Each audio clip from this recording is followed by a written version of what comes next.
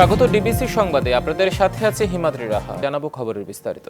দর্শক, জাতীয় প্রেস ক্লাবে সার্ক জার্নালিস্ট ফোরামের আলোচনায় কথা বলছেন পররাষ্ট্র উপদেষ্টা তৌহিদ হোসেন। আমরা এখন সরাসরি যুক্ত হচ্ছে সেখানে। সঠিক পদক্ষেপ নেই, অবশ্যই দারিদ্র্যকে দূর করা যাবে। আপনারা জানেন যে প্রফেসর ইউনূসের 3টা জিরোর কথা উনি যেটা বলেন, দারিদ্র্য থাকবেন। তার মধ্যে সবচেয়ে গুরুত্ব হচ্ছে যে দারিদ্র্য থাকবে না। এই দারিদ্র্য থেকে আমাদের বের করে নিয়ে আসতে হবে সবাইকে। আমরা কিছুটা সাফল্য যে অর্জন করিনি তা না, কিন্তু আরো অনেকখানি পথ বাকি আছে। সবার সহযোগিতা লাগবে এটা করার জন্য। আমি মনে করি যে সার্ক এখনো খুবই রিলেভেন্ট, যদিও 10 বছর এটা তেমন কোনো অ্যাক্টিভিটি করতে পারে নাই। আমাদেরকে এটাকে তার কর্মক্ষমতায় ফিরিয়ে নিয়ে আসতে হবে এবং তারপরে আমাদের সামিট লেভেলে পৌঁছে শুধু সার্ক না, বাইলেটারাল ক্ষেত্রেও সেটা অনেক পজিটিভ ভূমিকা রাখবে বলে আমি মনে করি। Just a few words before I finish for our friends from the neighboring countries.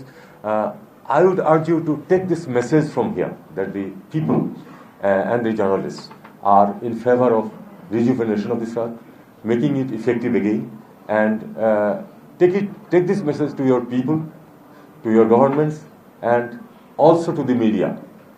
They have a very big role to play and a positive role.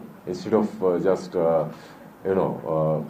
lionizing small incidents into a crisis situation in Bangladesh, which it is not, they should make some contribution in the positive areas for people-to-people contact, better environment between the countries, and rejuvenation of the SARC. দর্শক, পদযাত্রাটি cover করছেন আমাদের সহকর্মী সাব্বির রোজ। এই মুহূর্তে তিনি সেখান থেকে আমাদের সাথে যুক্ত হচ্ছেন।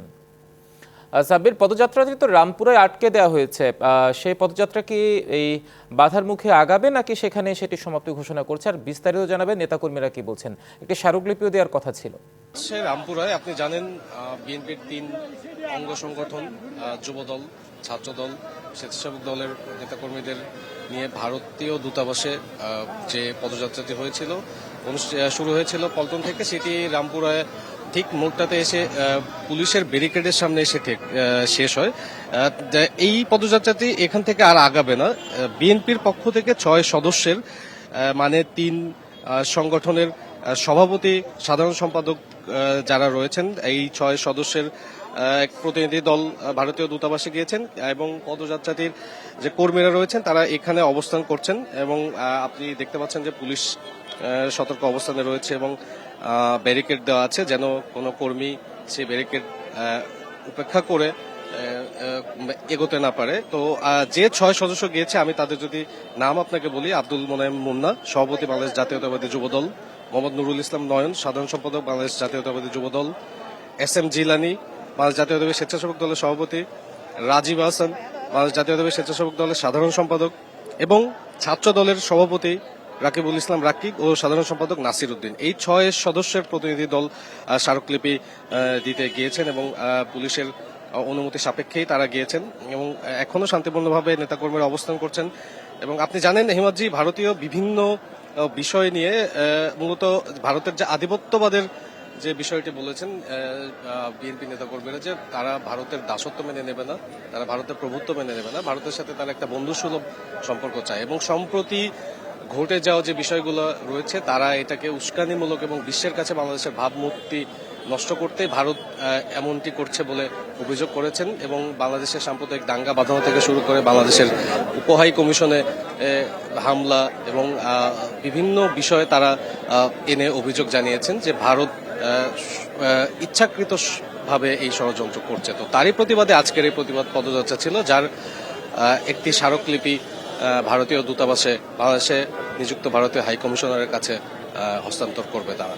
তো আপাতত এখন শান্তিপূর্ণ অবস্থানে রয়েছে এবং এই মিছিলটি, এই পদযাত্রাটি এইখানেই শেষ, এর বেশি আর এগোবে না। তো এই ছিল আমার কাছে আপাতত সর্বশেষ। সাব্বির, আপনাকে ধন্যবাদ আমাদের সাথে যুক্ত হওয়ার জন্য। সরকার পরিবর্তন হলেই শাসন ব্যবস্থার পরিবর্তন হয় না। শেখ হাসিনা সরকারের আমলে আনুগত্য ছাড়া মেধা বা প্রতিভার কোনো দাম ছিল না বলে মন্তব্য করেছেন এসডিজি বাস্তবায়নে নাগরিক প্ল্যাটফর্ম বাংলাদেশের আহ্বায়ক ডক্টর দেবপ্রিয় ভট্টাচার্য। জুলাই বিপ্লবের প্রতি সম্মান জানাতে হলে আগের সময়ের পাচার ও লুটপাট বন্ধ করে সমাজে সুশাসন প্রতিষ্ঠা করতে হবে। সকালে রাজধানীর শেরেবাংলা নগরে আয়োজিত 2 দিনব্যাপী সিটিজেন্স কনফারেন্সের উদ্বোধনী অনুষ্ঠানে তিনি এসব কথা বলেন। এ সময় প্রধান বিচারপতি সৈয়দ রেফাত আহমেদ বলেন, বৈষম্য বিরোধী আন্দোলনের কারণ সবে অবগত। সততার বদলে সঠতা, ন্যায় বিচারের বদলে অন্যায়, আশ্রয়ের বদলে নির্যাতনের কারণে আমরা ধ্বংসস্তূপে দাঁড়িয়ে। জনগণ কেন্দ্রিক উদ্যোগে বিচার বিভাগ পাশে থাকবে বলে আশ্বাস দেন তিনি। সুযোগের সদ্ব্যবহার যেন করতে পারি তা খেয়াল রাখতে হবে বলেও জানান প্রধান বিচারপতি। এ সময় ঢাকায় নিযুক্ত ইউএনডিপির আবাসিক প্রতিনিধি বলেন, সরকারের প্রতি আস্থা ও বিশ্বাস না থাকলে সংস্কার ফলপ্রসূ হয় না।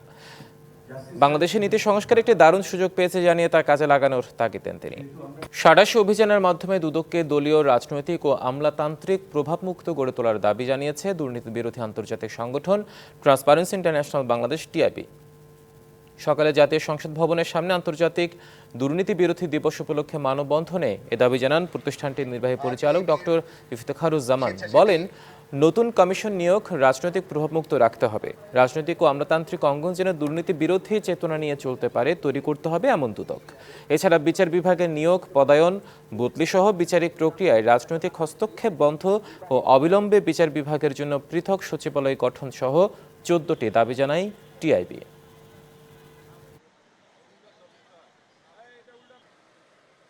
তারা চেয়েছিল ক্ষমতার ব্যবহার দুর্নীতির মাধ্যমে তাদের সম্পূর্ণভাবে বিচারহীনতা উপভোগ করা, এবং সেটার জন্য সমস্ত প্রতিষ্ঠানগুলোর পাশাপাশি দুর্নীতি দমন কমিশনকে করায়ত্ত করেছিল, ডিসফাংশনাল অকার্যকর করে দেওয়া হয়েছিল, পেশাগত দলীয়পনা তৈরি করা হয়েছিল। সেই অবস্থা থেকে উত্তরণ করতে হবে আমাদের রাজনৈতিক অঙ্গনে, আমলাতান্ত্রিক অঙ্গনে দুর্নীতি বিরোধী চেতনা এবং দুর্নীতিকে অগ্রহণযোগ্যতা তৈরি করার, সৃষ্টি করার পরিবেশ সৃষ্টি করার দায়িত্ব আমাদের রাজনৈতিক নেতৃবৃন্দের এবং আমলাতন্ত্রের উপরে।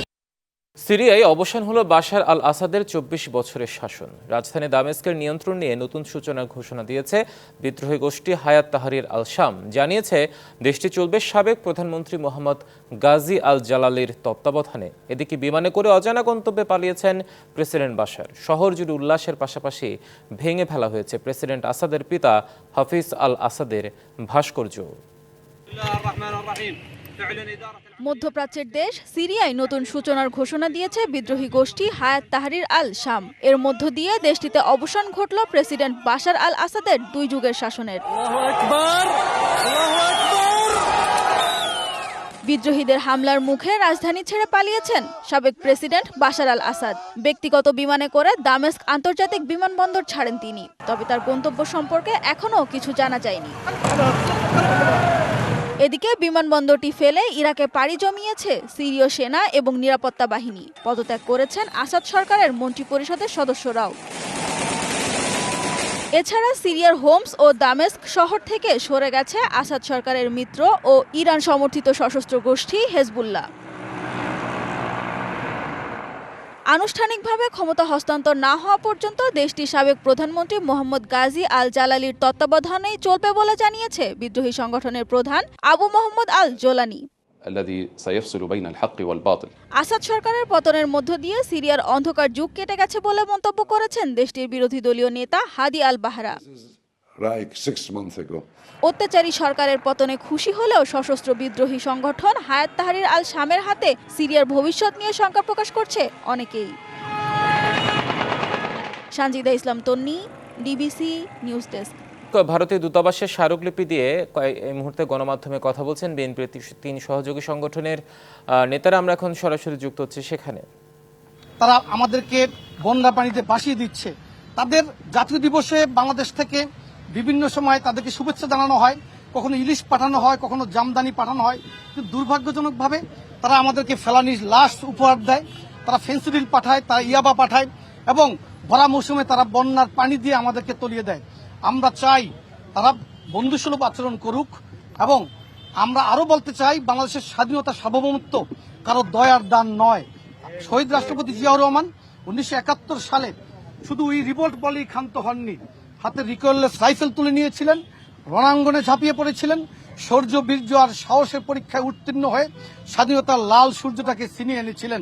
পাশাপাশি আমাদের প্রিয় নেতা দেশনায়ক জনাব তারেক রহমান 1000 মাইল দূরে থেকেও বাংলাদেশের প্রতি ইঞ্চি ভূমির স্বাধীনতা সার্বভৌমত্ব রক্ষা করার জন্য নিরন্তর সংগ্রাম চালিয়ে যাচ্ছেন। বাংলাদেশের জনগণকে ঐক্যবদ্ধ করে এই সংগ্রাম আমরা চলমান রাখবো ইনশাআল্লাহ। বিশেষ করে বাংলাদেশ জাতীয়তাবাদী যুবদল, বাংলাদেশ জাতীয়তাবাদী স্বেচ্ছাসেবক দল, বাংলাদেশ জাতীয়তাবাদী ছাত্র দল ঐক্যবদ্ধভাবে ভবিষ্যতে বাংলাদেশের বিরুদ্ধে যে কোনো ষড়যন্ত্র রুখে দেবে ইনশাআল্লাহ। সংবাদ এই ছিল এখনকার মতো, সঙ্গে থাকুন।